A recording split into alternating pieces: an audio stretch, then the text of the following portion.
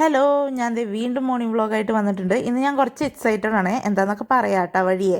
പിന്നെ അത് ഇന്നലെ വൈകുന്നേരം നമ്മൾ ഇച്ചിരി പാവയ്ക്ക അച്ചാറിട്ടുണ്ടായിരുന്നു. വേഗം ദേ അതൊക്കെ വന്ന് നോക്കി, അടിപൊളിയുണ്ട്. ഇതിൻ്റെ റെസിപ്പി ഞാൻ ഇടാം കേട്ടോ. പിന്നെ ദേ ഇന്നലെ ചേട്ടായി വന്നപ്പോൾ കരിമീൻ മേടിച്ചിട്ട് വന്നിട്ടുണ്ടായിരുന്നു. അപ്പോൾ അത് വേഗം നന്നാക്കാൻ വേണ്ടിയിട്ട് ദേ കോൽപ്പുളി എടുത്തിട്ട് വെള്ളത്തിൽ കലക്കി അതിനകത്ത് ഇട്ട് വെച്ച് കഴിഞ്ഞാൽ അതിൻ്റെ ചെതുമ്പലൊക്കെ വേഗം പറഞ്ഞു പോരുന്നാണ് പറയുന്നത്.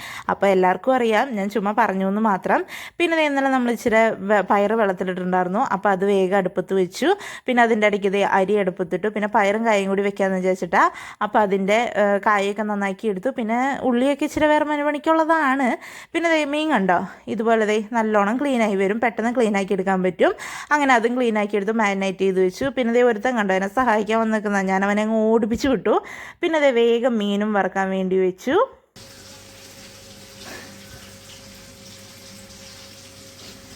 നമുക്ക് ചേട്ടായിക്ക് മീൻ പൊള്ളിച്ചത് കൊടുത്തു വിടാം.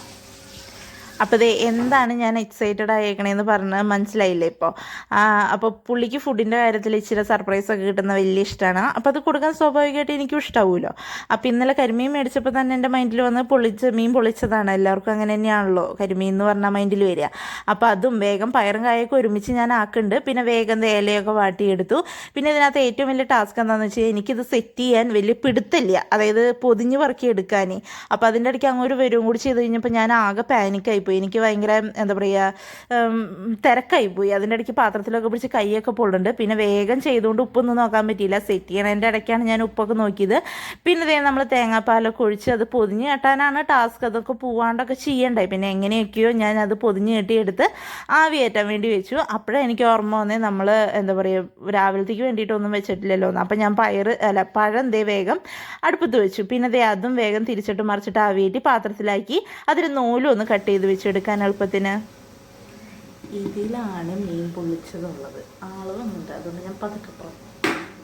പിന്നെ ചോറ്, പയറും കറി കവറിലോട്ട് ആദ്യം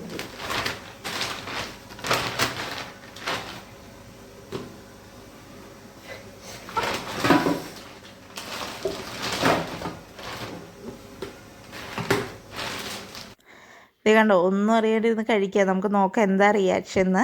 അപ്പോൾ എല്ലാവർക്കും ഇഷ്ടപ്പെട്ടാൽ ലൈക്ക് ചെയ്യാനും പിന്നെ സബ്സ്ക്രൈബ് ചെയ്യാനും മറക്കണ്ട. അതെല്ലാവരും മറക്കണമെന്നൊരു ഡൗട്ടുണ്ട്.